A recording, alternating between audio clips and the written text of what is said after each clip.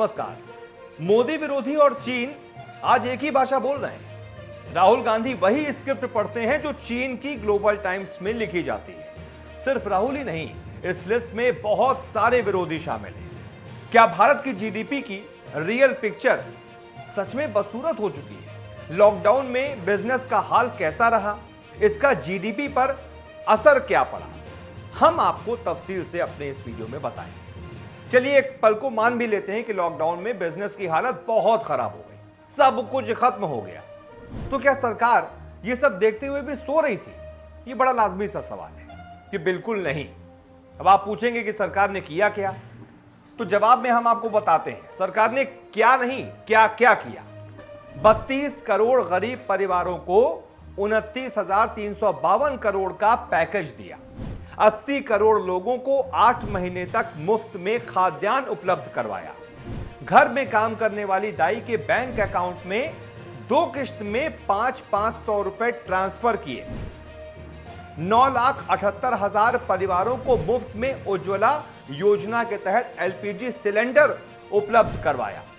लगभग 2 करोड़ 82 लाख बुजुर्ग, विधवा और दिव्यांगों के खाते में 1400 करोड़ रुपए सीधे ट्रांसफर किए गए, जिसको डायरेक्ट बेनिफिट ट्रांसफर भी कहा जाता है, जिसमें एक कैश आपके सीधा अकाउंट में पहुंचता है। प्रधानमंत्री किसान योजना के अंतर्गत 7,47,000 किसानों के परिवारों को पहली किश्त सीधा उनके बैंक अकाउंट में भेजी गई। इतना ही नहीं, 20 करोड़ महिलाओं के जनधन अकाउंट में 9,930 करोड़ की आर्थिक मदद भी पहुंचाई गई। 2 करोड़ 17 लाख बिल्डिंग वर्कर्स के खाते में 3,071 करोड़ की आर्थिक मदद पहुंचाई गई। अब जो इतना सब कुछ हुआ है, ये सब फ्री में तो होता नहीं है, जाहिर सी बात है। तो अब आप पूछेंगे कि व्यापार के क्षेत्र के लिए फिर सरकार ने क्या किया, जरा ये भी बताइए।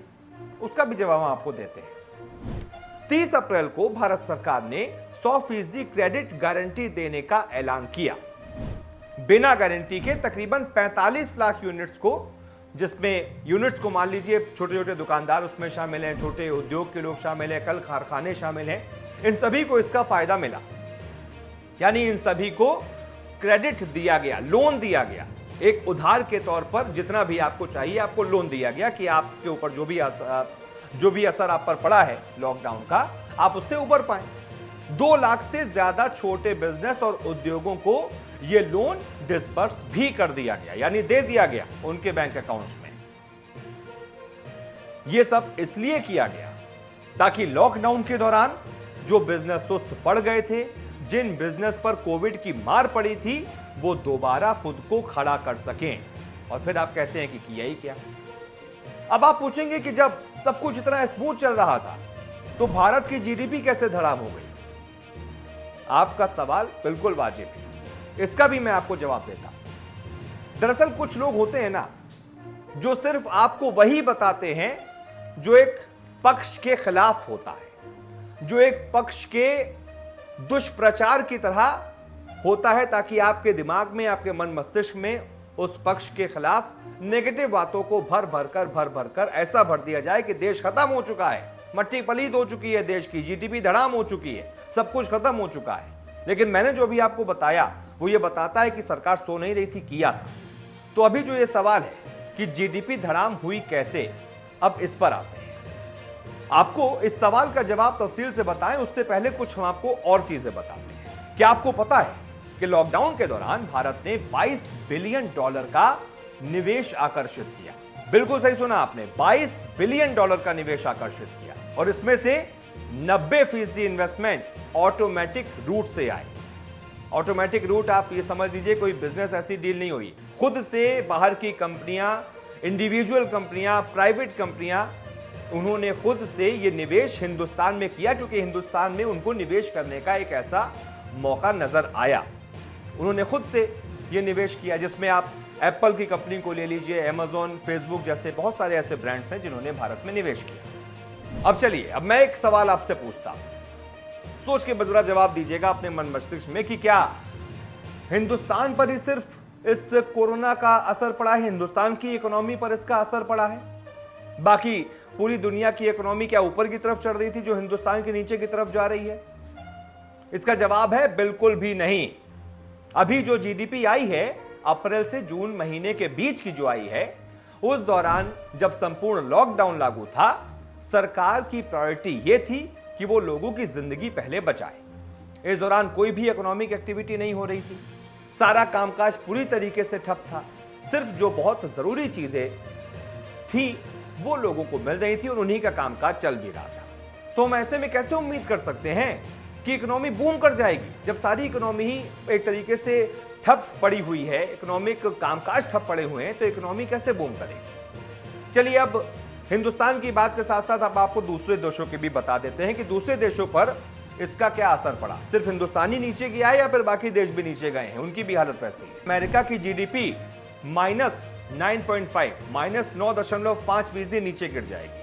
यूरोपियन यूनियन -14.4 नीचे, इटली की जीडीपी -17%, फ्रांस तो और लीजिए -18%, ब्रिटेन -21.1%, स्पेन -22.1% और उसके बाद आता है भारत -23.9%। और इस दौरान यह मत भूलिए कि अप्रैल मई जून ये ऐसे महीने रहे हैं इस कोविड काल के जिसमें ब्रिटेन, इटली, फ्रांस ये ऐसे देश हैं जिसमें मौत का आंकड़ा बेतहाशा बढ़ता चला जा रहा था। और इसी दौरान जब इन तमाम देशों में मौत का आंकड़ा बढ़ता चला जा रहा था, हिंदुस्तान में मौत का आंकड़ा बहुत कम था। अब आप समझ गए ना कि सरकार की कोशिश यही थी कि वो इस मौके पर अपने देश के लोगों की जान बचाए, ना कि अर्थव्यवस्था पर ध्यान दे, इकोनॉमिक एक्टिविटीज बढ़ाए। उसकी पहली प्रायोरिटी थी कि हमारे देश के लोगों की जान बचे, क्योंकि जान है तो जहान है। वैसे भी जीडीपी कोई ऐसी चीज तो है नहीं कि गिर गई तो उठेगी नहीं, लेकिन अगर जान चली गई तो यह जाहिर सी बात है कि वो वापस नहीं आ सकती। एक महीने पहले तक किसी को भी नहीं पता कि आगे क्या होगा, सब कुछ धुंधला धुंधला सा था। कुछ महीने पहले तक दुनिया को यह भी नहीं पता था कि इंसान कैसे बचेगा।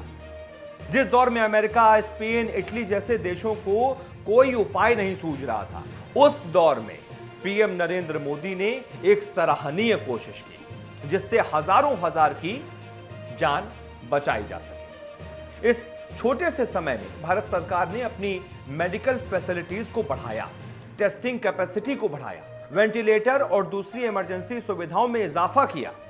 क्या इससे कोई इनकार कर सकता है? कतई नहीं कर सकता। आपको डिटेल में समझाने के लिए और विस्तार से समझाने के लिए आईएमएफ का एक प्रोजेक्शन दिखाते हैं। आईएमएफ ने अप्रैल 2020 में एक प्रोजेक्शन जारी किया था जिसमें अनुमान लगाया गया था कि लॉकडाउन के दौरान भारत की जीडीपी 1.9% रहेगी। लेकिन दुनिया भर में अर्थव्यवस्था की खराब हालत को देखकर जून 2020 में आईएमएफ ने एक बार फिर से एक नया प्रोजेक्शन जारी किया। तो आईएमएफ के इस प्रोजेक्शन में यह अनुमान लगाया गया था कि 2020 में भारत की जीडीपी -4.5% रहेगी। लेकिन साथ ही साथ यह भी अनुमान लगाया गया था कि 2021 में यही जीडीपी इस लॉस को कवर करते हुए 6% प्लस में, यानी आप कह सकते हैं पॉजिटिव में चली जाएगी, बढ़ जाएगी। पहले तो -4.5 कवर करेगी और उसके ऊपर से बढ़ेगी 6% तक पहुंच जाएगी। यानी आईएमएफ ने यह मान लिया था कि भारत की आर्थिक तरक्की माइनस में जाने वाली है 2020 में, लेकिन 2021 में वो बढ़ने भी वाली है, बूस्टअप होने वाली है। आईएमएफ ने इसी दौरान कई बड़ी इकोनॉमीज की ग्रोथ डबल डिजिट नेगेटिव में पहुंचने का अनुमान लगाया था। आईएमएफ ने अपने प्रोजेक्शन में यह भी बताया कि 2021 में भारत की इकोनॉमी ग्रोथ बाउंस बैक करेगी और 6% तक पहुंच जाएगी, जैसा कि हमने आपको बताया। मतलब अप्रैल से जून तक पूरी दुनिया एक क्राइसिस से जूझ रही थी और भारत ने इसी दौरान सबसे ज्यादा प्रिकॉशन लिया। तो अब सवाल उठता है कि हम कब तक और कितने वक्त में रिकवर करेंगे? तो इसका जवाब है हम रिकवर कर रहे हैं, करेंगे नहीं बल्कि कर रहे हैं और आगे भी करते रहेंगे। अनलॉक होते ही पेट्रोलियम और पावर कंजम्पशन जून से काफी बढ़ चुका है। अनलॉक के दौरान जीएसटी कलेक्शन भी बहुत बेहतर हुआ है। जून 2020 के मुकाबले जुलाई 2020 में 50 लाख ज्यादा ई-वे बिल जनरेट किए गए हैं। भारतीय रेल जुलाई 2019 की तुलना में जुलाई 2020 से ज्यादा माल ढुलाई कर रही है। बाजार खुल रहे हैं, लोग काम पर लौट रहे हैं, चीजें वापस से पटरी पर दौड़ने लगी हैं। अब एक सवाल आपके जहन में होगा कि जब भारत की भी जीडीपी इतनी गिर रही है, इंग्लैंड की भी गिर रही है, अमेरिका की भी गिर रही है, फ्रांस की भी गिर रही है, तो भाई चीन की कैसे बढ़ गई? तो ये सवाल पूछने वालों को एक बात जान लेनी चाहिए, फिर ये सवाल पूछना चाहिए। चीन ने कोरोना के काल में कभी भी संपूर्ण लॉकडाउन लगाया ही नहीं। ये बात बहुत कम लोगों को पता होगी। वुहान में पहला केस आने के 7 हफ्ते बाद सिर्फ वहां ही लॉकडाउन लगा था जहां केस सामने आया था, और 76 दिन बाद उसे हटा भी लिया गया था। 31 मार्च तक चीन में 81,000 से ज्यादा केस आ चुके थे। चीन का फाइनेंशियल ईयर जनवरी से दिसंबर का होता है। जनवरी से मार्च के बीच यानी कि चीन की पहली तिमाही में उसकी जीडीपी 6.8% गिर गई थी। अप्रैल से जून तक चीन में सिर्फ और सिर्फ 1977 मरीज ही मिले, जबकि पूरी दुनिया में कोरोना का कहर बरपना शुरू हो चुका था। कोरोना बुरी तरीके से पूरी दुनिया में फैल रहा था। यानी जब दुनिया में यह प्रॉब्लम विकराल रूप धारण कर रही थी, तब चीन इससे तकरीबन निजात पा चुका था। इसीलिए उसकी इकोनॉमी संभल चुकी थी और उसका पॉजिटिव ग्रोथ जारी रहा था।